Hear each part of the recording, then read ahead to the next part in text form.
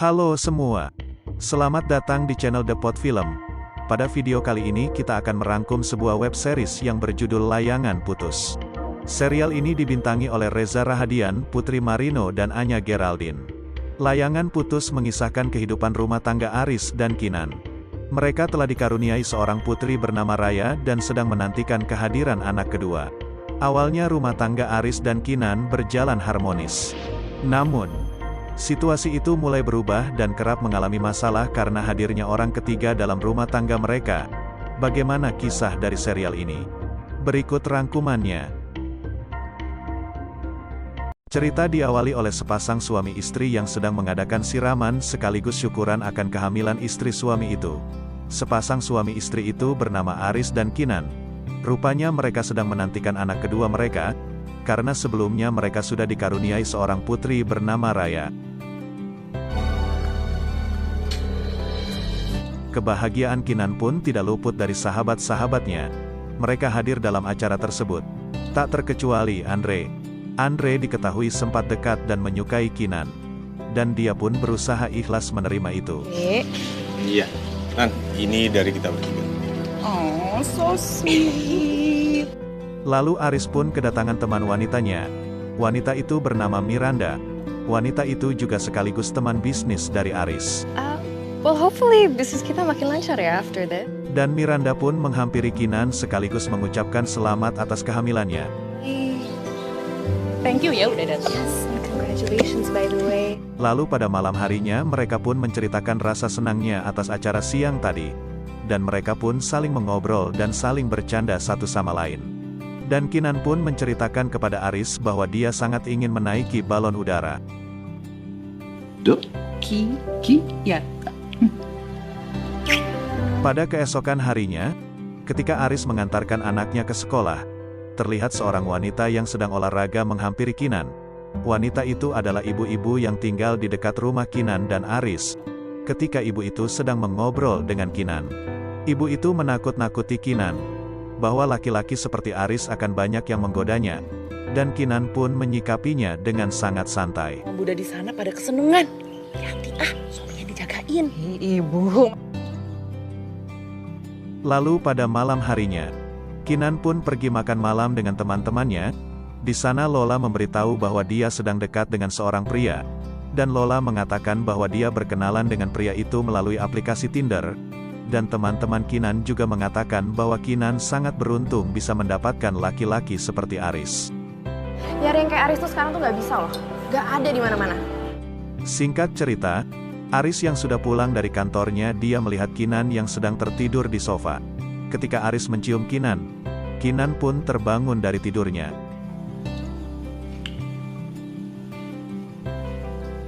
Lalu setelah mereka tiba di kamar mereka, Kinan yang sedang membantu melepas pakaian Aris. Dia melihat kancing pakaian Aris yang tidak rapi. Ketika Kinan menanyakan pakaian Aris yang tidak rapi, Aris pun beralasan bahwa dia sempat melepas pakaiannya itu karena dia sempat melakukan olahraga. Dan Aris pun meminta izin kepada istrinya itu bahwa dia akan pergi touring dengan teman-temannya. Touring? Please? Is that okay?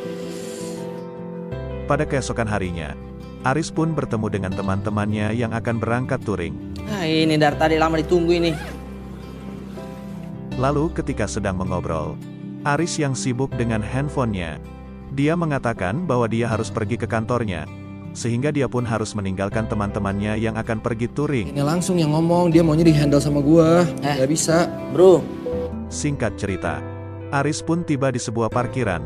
Ketika dia memarkirkan motornya, dia pun masuk ke dalam mobil seseorang. Ternyata di dalam mobil tersebut ada seorang wanita. Dan Aris pun mencium wanita itu. Rupanya wanita itu adalah selingkuhan Aris.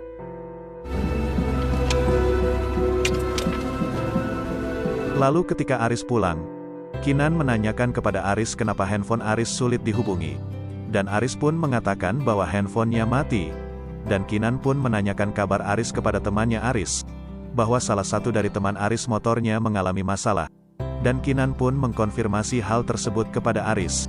Dan Aris mengatakan bahwa dia berada di posisi depan sehingga dia tidak mengetahui bahwa motor temannya mengalami masalah. Padahal kejadian sebenarnya bahwa Aris menemui dan pergi kencan dengan selingkuhannya. Iya. Iya benar. Terus kamu nggak ikut mereka? Enggak kan? Pada keesokan harinya, ketika Aris dan Kinan pergi untuk mengantarkan anaknya ke sekolah, pada saat perjalanan dan keadaan menyetir, Aris sedang melakukan chatting dengan selingkuhannya itu. Tiba-tiba saja tanpa sengaja handphone Aris terjatuh. Dan Kinan mencoba mengambil handphone Aris. Aris yang panik mencoba mengambil handphonenya sendiri. Namun karena handphone Aris jatuh di dekat Kinan, Kinan sendiri yang mengambil handphone Aris. Untungnya Raya langsung mengalihkan perhatian Kinan, sehingga rahasia Aris tidak diketahui oleh Kinan. Look, there's a duck looks like Rocco. Which one? Lalu pada saat di sekolah Raya, Kinan melihat Aris sedang mengobrol dengan Miranda. Dan itu membuatnya sedikit cemburu.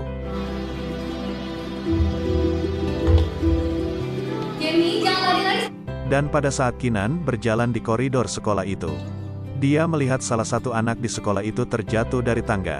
Kinan yang melihat anak itu langsung menolongnya. Rupanya Kinan berprofesi sebagai seorang dokter. Yang ini sakit? Yang ini sakit? Yang sakit ya? Singkat cerita, Kinan pun membawa anak itu ke rumah sakit.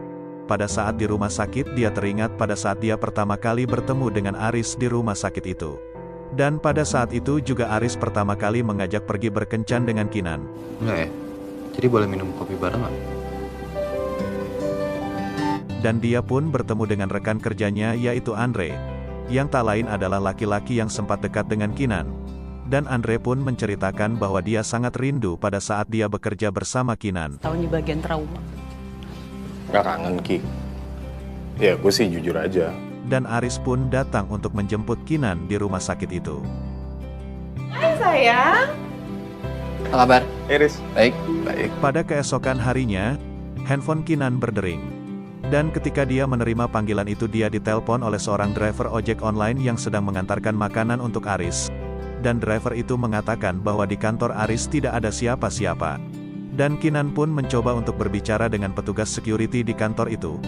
Dan petugas security itu mengatakan bahwa di kantornya itu sedang libur. Dan Kinan pun memberikan makanannya itu untuk security itu. Tanya buat bapak aja deh, kalau gitu. Bilangin ke... Di sini Kinan mulai curiga dengan Aris bahwa Aris sedang berbohong. Bapaknya ada? Ah, Pak Aris nggak ada. Kantornya kosong, Bu. Singkat cerita Aris pun pulang dan melihat Kinan sedang tertidur pulas. Namun tidak lama setelah itu, Kinan pun terbangun yang membuat Aris kaget. Lalu Kinan pun memberitahu Aris bahwa tadi siang dia sempat mengirim makanan lewat driver ojek online namun di kantor tersebut tidak ada siapa-siapa. Oh enggak, kalau aku iya. Aku enggak di kantor, aku seharian emang meeting di luar. Dan Aris pun beralasan bahwa dia mengadakan meeting di apartemen kliennya dan handphone dia sempat mati.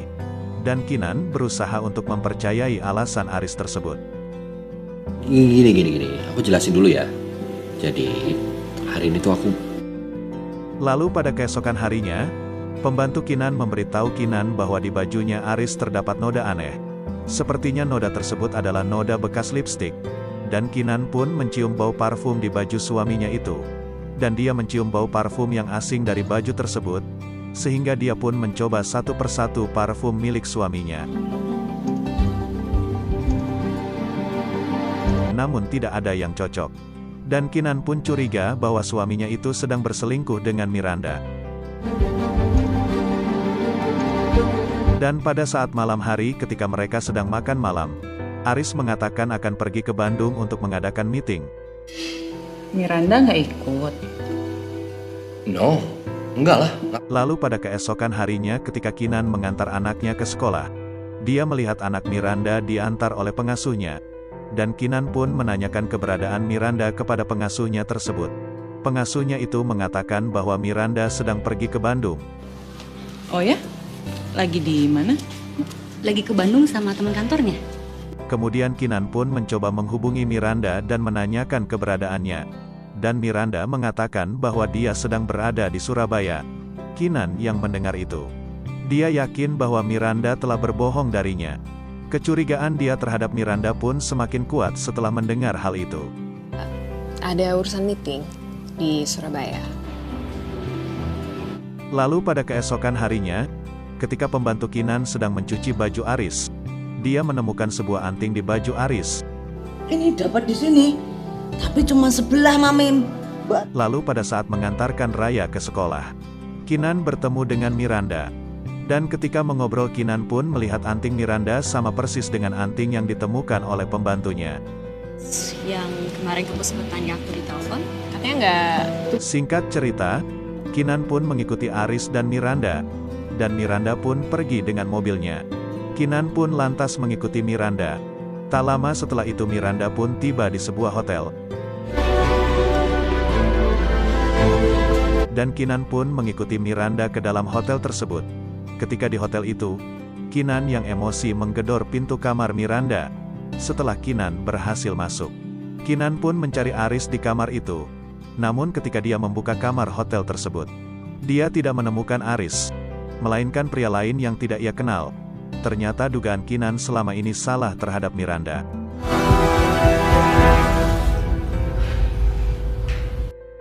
Di sisi lain, Aris pun mengunjungi sebuah hotel. Rupanya dia bertemu dengan wanita selingkuhannya yang dia temui beberapa waktu lalu.